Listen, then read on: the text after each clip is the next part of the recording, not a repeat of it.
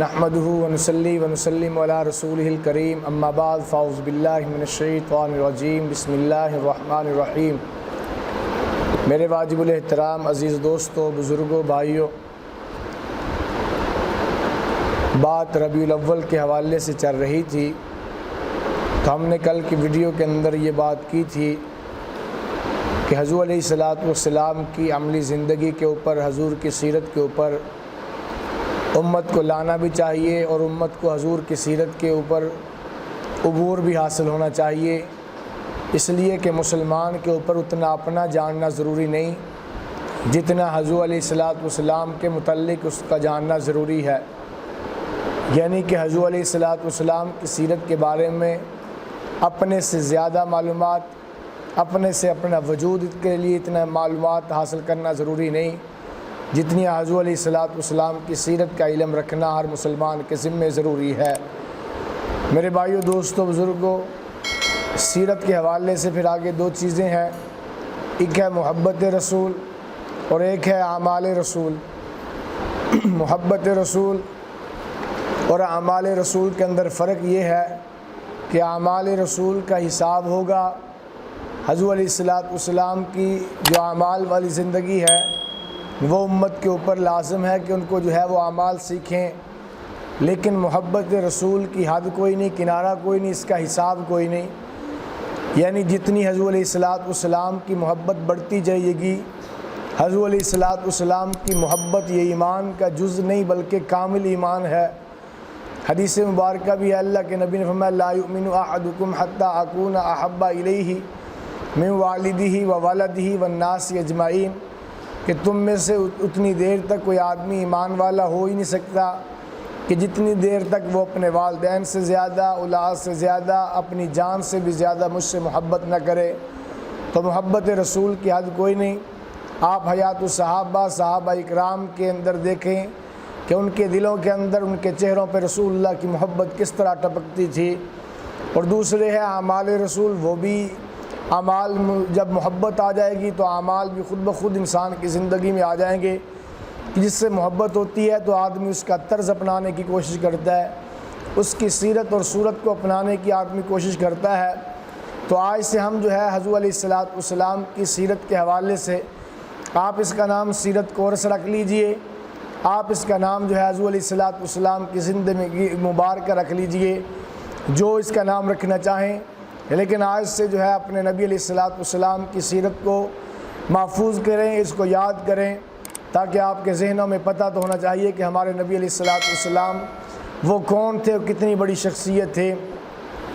تو سب سے پہلے ہم حضور علیہ السلام کے نسب کے اوپر بات شروع کر لیتے ہیں۔ آج حضور علیہ السلام کا نسب جو ہے وہ سب سے اعلیٰ اشرف ہے۔ آپ نے دیکھا ہوگا، سنا ہوگا کہ روم کے دربار کے اندر، روم کے بادشاہ کے سامنے جناب ابو سفیان جو اس وقت مسلمان نہیں ہوئے تھے، سب اس کے سامنے کھڑے تھے، تو روم کے بادشاہ نے پوچھا تھا کہ وہ جو نبی جس نے نبوت کا اعلان کیا ہے وہ نبی کس خاندان میں ہے، اس کا خاندان کیسا ہے؟ تو آگے سے باوجود مخالف ہونے کے ابو سفیان نے کہا تھا، فرمایا تھا کہ خاندان کے اعتبار سے تو وہ سب سے شرف ہے کہ اس کا خاندان سب سے اعلیٰ ہے۔ حضور علیہ السلام کا جو والد کی طرف سے سلسلہ نسب ہے وہ بھی پاک اور جو ہے بڑا اشرف جو ہے وہ سلسلہ نسب ہے، اور جو والدہ کی طرف سے سلسلہ نسب ہے وہ بھی پاکیزہ ہے، وہ بھی اشرف ہے۔ تو حضور علیہ السلام کے والد کی طرف سے جو سلسلہ نسب ہے،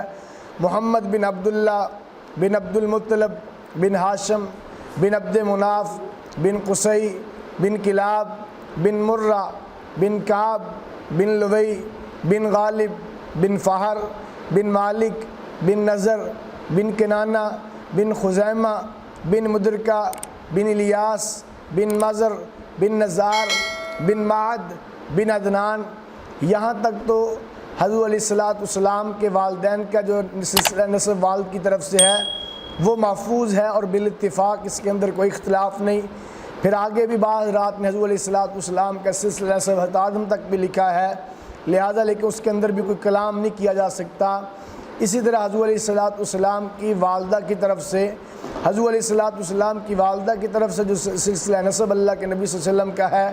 وہ مرہ پہ جا کے حضور کے والد کا اور والدہ کا نسب ایک ہو جاتا ہے۔ حضور علیہ السلام کی والدہ کا نام آمنہ بنت وہب بن عبد مناف بن صغرہ بن کلاب بن مرہ، یا مرہ پہ آ کے حضور کا ددیال اور حضور کا ننیال یہ دونوں ایک ہو جاتے ہیں۔ حضور علیہ السلام کو قریشی خاندان سے کہا جاتا ہے۔ تو قریشی خاندان کیوں کہا جاتا ہے؟ حضور علیہ السلام کے والدین میں سے ایک نام آتا ہے والد کے سلسلہ نسب میں سے کہ غالب بن فہر، یہ جو فاہر ہے اس کو قریش کہتے ہیں، اس کی وجہ سے جو ہے خاندان قریش مشہور ہے۔ قریش جو ہے اس جانور کو کہا جاتا ہے، اس جانور کو کہا جاتا ہے کہ جس کا بسیرا عام طور پہ سمندر پر ہوتا ہے، اور وہ جو ہے جانور وہ تمام جانوروں کے اوپر غالب ہوتا ہے۔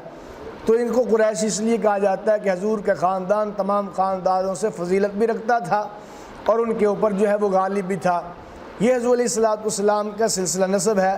اب یہاں تک اللہ کے نبی صلی اللہ علیہ وسلم کے جو اوپر والدین میں سے 14-15 والدین ہیں، ان کی سیرت اور صورت بھی محفوظ ہے کتابوں کے اندر۔ اگر ہم اس کے اوپر بات شروع کر دیں گے تو اسی کے اوپر جو ہے بہت سا وقت لگ جائے گا۔ ہم مختصر سا تعارف جو ہے حضور علیہ السلام کے دادا عبد المطلب کا، کہ حضور علیہ السلام کے دادا عبد المطلب یہ بھی جو ہے قریشی خاندان کے سردار تھے۔ جناب عبد المطلب یہ بیت اللہ کے جو متولیوں کے اندر بھی ان کا نام آتا ہے۔ بیت اللہ کے متولیوں کے اندر ایک نام عبد المطلب کا آتا ہے۔ حضور علیہ السلام کی ولادت سے پہلے جو ابرہہ لشکر لے کر کے آیا تھا، اس نے آ کر جو ہے مکے کے اوپر چڑھائی کی تھی۔ جب مکے کے اوپر اس نے آ کے چڑھائی کی تو مکے کے لوگ جب باہر نکل گئے پہاڑوں پر چلے گئے، اس نے آ کر ان کے جانوروں کو پکڑا۔ ان جانوروں کے اندر 200 اونٹ اللہ کے نبی کے دادا عبد المطلب کے بھی تھے۔ یہ جو ہے اس کے پاس گئے، ابرہہ کے پاس، وہاں جب اس بیٹھا ہوا تھا پڑاؤ کر کے مکے سے باہر، یہ وہاں پر گئے۔ جب یہ وہاں پر پہنچے تو کتابوں کی تاریخ کی کتابوں میں لکھا ہے ابرہہ اٹھ کے کھڑا ہو گیا ان کے چہرے وجاہت کو دیکھ کر، اور جب قریب گئے انہوں نے جا کے کہا کہ میرے 200 اونٹ جو ہے آپ کے لشکر نے پکڑے ہیں، مجھے وہ اونٹ دے دو۔ اس نے کہا چہرے سے تو بڑے وجی لگتے ہو، بڑے جو ہے انسان معتبر لگتے تھے، میں نے تو سمجھا تھا کہ میں نے تمہاری عبادت گاہ کے اوپر بیت اللہ کے اوپر حملہ کے لیے آیا ہوں، تم اس کی بات کرو گے؟ تمہیں اپنے اونٹوں کی فکر پڑی ہے، دنیا کے اعتبار سے اونٹوں کی فکر پڑی ہوئی ہے۔ آگے سے جناب عبد المطلب نے بڑا پیارا جملہ کہا تھا۔ جناب عبد المطلب نے کہا کہ انا رب الابل، کہ میں اونٹوں کا رب ہوں، یعنی اونٹوں کا مالک میں ہوں، اور وہ رب البیت اور ہے، یعنی بیت اللہ کا جو ہے رب جو ہے بیت اللہ کا جو مالک ہے وہ اور ہے۔ میں اپنے اونٹوں کی بات کرتا ہوں، مجھے میرے اونٹ دے دے، باقی گھر جانے، گھر والا جانے اور تو جانے۔ اور پھر بعد میں یہ 25 دن پہلے حضور کی ولادت سے تھا، بعض نے 50 اور 55 دن پہلے بھی لکھا ہے۔ خیر یہ واقعہ ہوا، یہ ہونا تھا، اور دنیا کو اللہ کی ذات نے یہ سبق بھی سکھانا تھا کہ جس نے بھی رب کے گھر سے ٹکر لی ہے اسے منہ کی کھانی پڑی، وہ ذلیل و خوار بھی ہوا۔ پھر دنیا نے دیکھا ابرہہ ہاتھیوں کے اوپر آیا تھا، جس کو قرآن نے ذکر کیا، الم تر کیف فعل ربک باصحاب الفیل الم یجعل کیدہم فی تضلیل وارسل علیہم طیرا ابابیل ترمیہم بحجارۃ من سجیل فجعلہم کعصف معکول۔ یہ پوری صورت کے اندر اس کا تذکرہ، یہ واپس صنعاء تک، یمن تک نہیں پہنچا تھا، کس طرح اس کا جسم بکھر گیا، کس طرح یہ یمن تک واپس پہنچا تھا، یہ اللہ کی ذات نے یہ بھی تو سامنے کرنا تھا۔ پھر حضور علیہ السلام کے والد جناب عبداللہ کی باری آتی ہے۔ عبد المطلب کے 11 بیٹے، 10 بیٹے عبد المطلب کے، حضور علیہ السلام کے والد عبداللہ بھی ان کے اندر آتے ہیں، اور حضور علیہ السلام کے والد نے منت مانی ہوئی تھی عبداللہ کے بارے میں کہ میں اپنے اس بیٹے کو جو ہے اللہ کے راستے میں قربان کروں گا۔ پھر وہ منت کیسے پوری ہوئی، پھر کیا کیا گیا، اس کے اوپر بات انشاءاللہ کل کریں گے۔ دعا ہے کہ اللہ کی ذات مجھے آپ کو سب کو صحیح معنوں میں حضور علیہ السلام کی سیرت کو سمجھنے کی بھی اور پھر اس سیرت کے اوپر عمل کرنے کی بھی توفیق عطا فرمائے۔